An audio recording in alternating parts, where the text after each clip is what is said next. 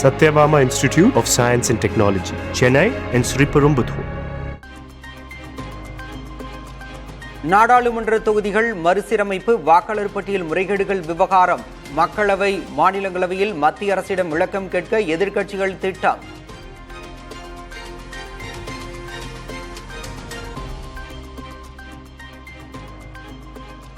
தமிழக தலைமை தேர்தல் அதிகாரி அர்ச்சனா பட்நாயக் தலைமையில் இன்று அனைத்து கட்சி கூட்டம். தேர்தல் விதிகள் தொடர்பான சந்தேகங்கள் பிரச்சனைகள் குறித்து ஆலோசிக்க திட்டம்.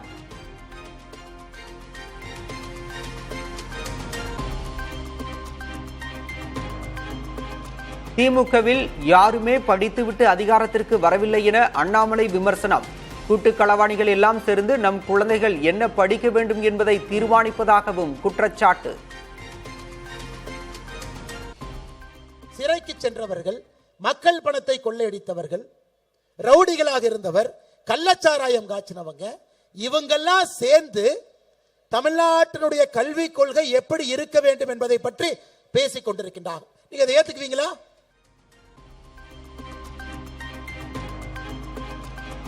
தேர்தல் அறிக்கையில் கூறியபடி பழைய ஓய்வூதிய திட்டத்தை திமுக அமல்படுத்த வேண்டும். மார்க்சிஸ்ட் கம்யூனிஸ்ட் மாநில செயலர் சண்முகம் வலியுறுத்தல்.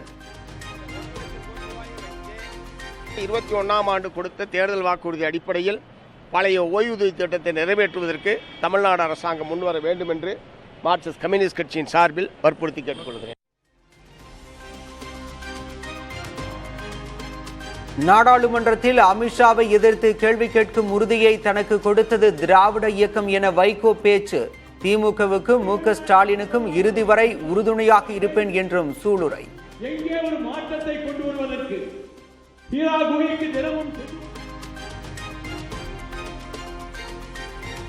சட்டப்பேரவையில் இன்று நீர்வளத்துறை மானிய கோரிக்கை மீதான விவாதம். கனிமவள கொள்ளை குறித்து எதிர்க்கட்சிகள் கேள்வி எழுப்ப வாய்ப்பு.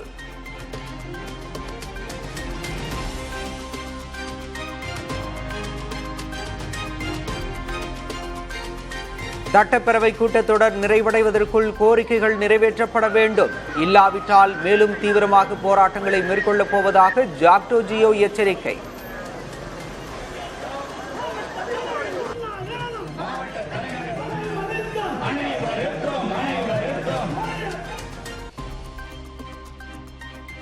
அமைச்சர் செந்தில் பாலாஜியின் ஜாமீனை ரத்து செய்ய கோரி உச்சநீதிமன்றத்தில் தாக்கல் செய்யப்பட்ட மனு ரத்தாக வாய்ப்பு உள்ளதா என கேள்வி எழுந்துள்ள நிலையில் இன்று முக்கிய விசாரணை.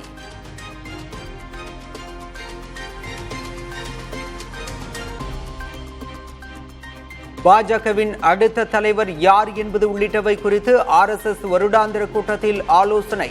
தொகுதி மறுவரையறை மற்றும் மொழிக் கொள்கையால் நாட்டை பிளக்க முயற்சி நடப்பதாக தமிழக அரசு மீது மறைமுக விமர்சனம்.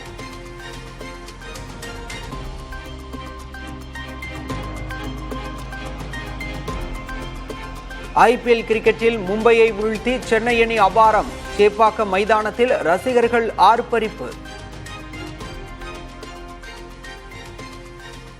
அவங்க ஃபர்ஸ்ட் மேட்ச் வின் பண்றது இல்ல. So also very happy CSK's win. நல்ல மேட்ச். CSK and மும்பை ஓப்பனிங்கா பாசிட்டிவா போயிருக்கு. இதை வச்சு அடுத்தது ஃபோக்கஸ் பண்ணுவோம். ஹோம்ல 7 out of 7 அடிக்கணும். இந்த வருஷம் கப்பை தட்டி தூக்கணும். அதுதான்.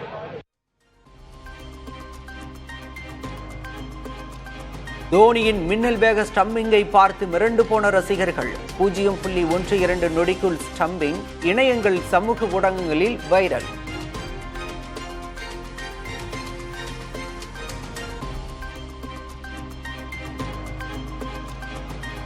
சென்னை ஆலந்தூரில் இருசக்கர வாகனத்தில் சென்ற இருவர் சென்டர் மீடியனில் மோதி உயிரிழப்பு. நள்ளிரவில் அதிவேகமாக சென்றதால் விபத்து என தகவல்.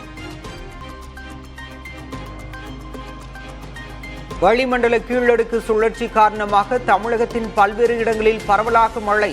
திடீர் மழையில் நனைந்தபடி வாகனங்களில் பயணித்த மக்கள்.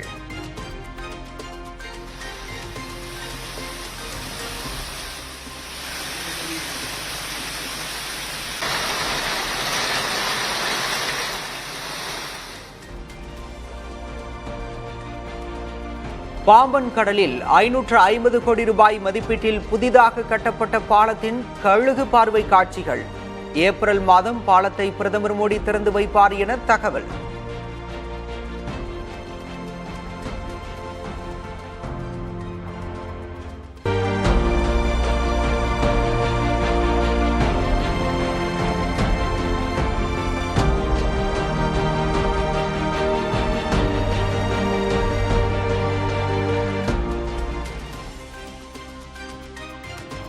புதுச்சேரியில் தனியார் கட்டுமான நிறுவனத்திடம் லஞ்சம் வாங்கியதாக குற்றச்சாட்டு. பொதுப்பணித்துறை தலைமை பொறியாளர் உட்பட 3 பேர் கைது.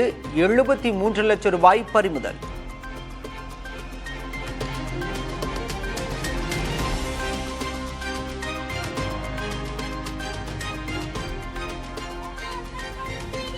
நீலகிரி பந்தலூர் அருகே எருமாடு சிவன் கோயிலை அறநிலையத்துறை கையகப்படுத்தும் நடவடிக்கைக்கு எதிர்ப்பு.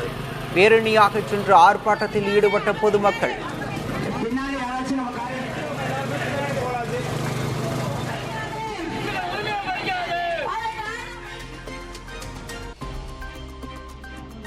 தரங்கம்பாடி அருகே இப்தார் நோன்பு திறக்கும் நிகழ்ச்சி.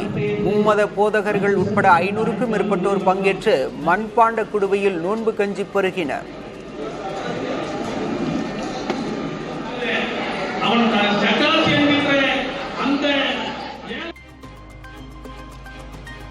திருச்சி அருகே முயல் வேட்டையாடிய 6 பேரை கைது செய்த வனத்துறையினர். எதிர்ப்பு தெரிவித்து துறையூர் திருச்சி சாலையில் 100க்கும் மேற்பட்டோர் மறியல்.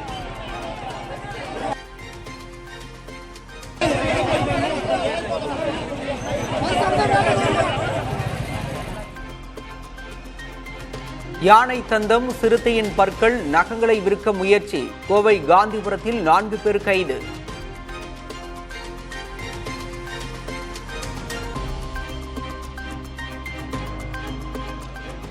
விழுப்புரம் அருகே ஏரி வாய்க்காலை தூர்வாரும் பணியின் போது அசம்பாவிதம். பாறையை அகற்ற வெடி வைத்த போது தலையில் பாறை விழுந்து 10 வயது சிறுமி உயிரிழப்பு. அரிசி மீதான ஜிஎஸ்டி வரியை முழுமையாக நீக்க வேண்டும். மத்திய அரசுக்கு தமிழ்நாடு அரிசி ஆலை உரிமையாளர்கள் வலியுறுத்தல்.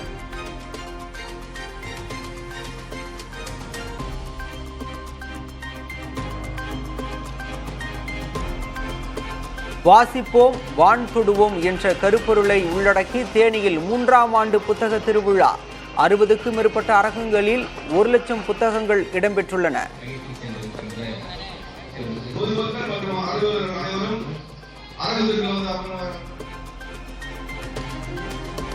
நாட்டிலேயே அதிக வருவாயீட்டும் ரயில் நிலையமாக புதுடெல்லி ரயில் நிலையம் இருப்பது ஆய்வில் தகவல். சென்னை சென்ட்ரல் ரயில் நிலையம் 1299 கோடி ரூபாய் வருவாயுடன் 3ஆம் இடம்.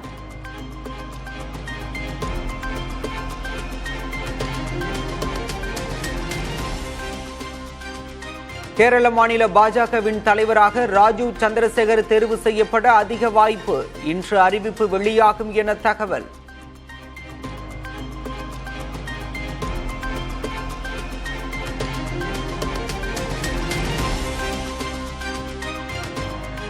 அதிக ஆபத்தான உணவு பட்டியலில் இடம்பெற்ற பாட்டில்களில் அடைக்கப்பட்ட குடிநீர்.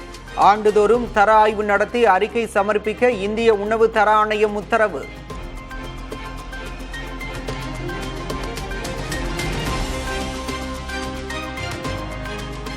உடலுக்கு தேவையான விட்டமின் மற்றும் மினரல்ஸ் குறிப்பிட்ட அளவு மட்டுமே எடுக்க வேண்டும். அளவுக்கு அதிகமாக உட்கொண்டால் எலும்பு தேய்மானம் உள்ளிட்டவை ஏற்படக்கூடும் என மருத்துவர்கள் எச்சரிக்கை.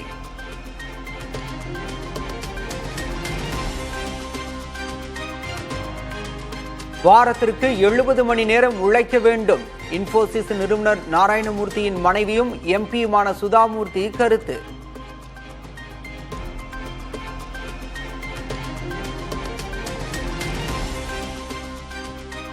துருக்கி இஸ்தான்புல் மேயர் ஊழல் வழக்கில் திடீர் கைது. தேர்தலில் அதிபர் எர்டோகனுக்கு போட்டியாளராக இருந்த நிலையில் நடவடிக்கை.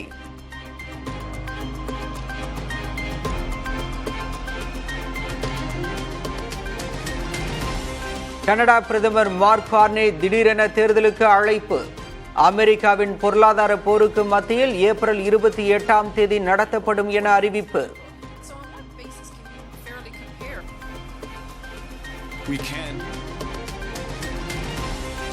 ஷேக் ஹசீனாவுக்கு மீண்டும் அரசியல் எதிர்காலத்தை ஏற்படுத்தி தர முயற்சியா? மாணவர் அமைப்பின் குற்றச்சாட்டுக்கு வங்கதேச ராணுவம் மறுப்பு.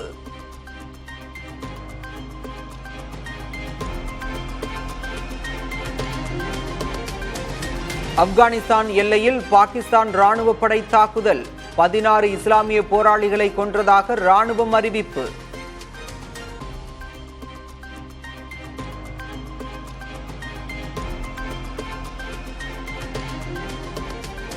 ஐபிஎல் கிரிக்கெட் தொடரில் ராஜஸ்தானுக்கு எதிரான போட்டியில் ஹைதராபாத் அணி ரன் மழை சாதனை வெற்றியையும் பதிவு செய்தது.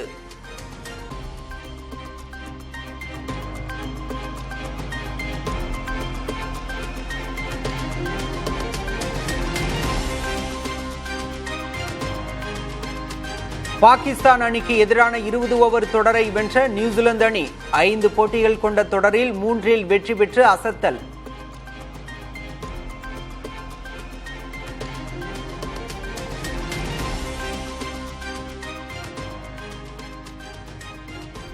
இத்தாலியில் நடைபெற்ற கார் பந்தயம் நடிகர் அஜித் குமார் ரேசிங் அணி 3வது இடத்தை பிடித்து அசத்தல்.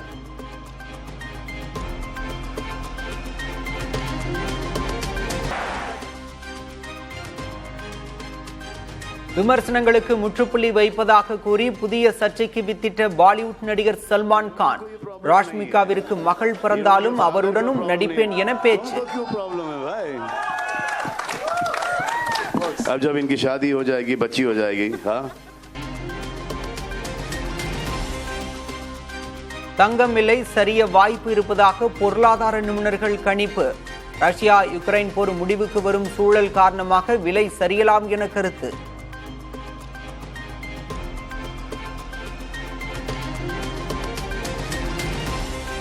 சத்தீஸ்கரில் நக்சல்கள் வைத்த வெடி வெடித்ததில் 2 பாதுகாப்பு வீரர்கள் காயம்.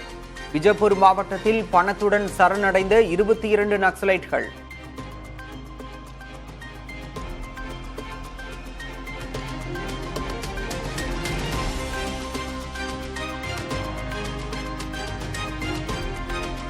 ஐபிஎல் தொடரில் லக்னோ அணியில் இணைந்தார் ஷர்துல் தாக்கூர். காயம் காரணமாக மோசின் கான் விலகியதால் அணியில் சேர்ப்பு.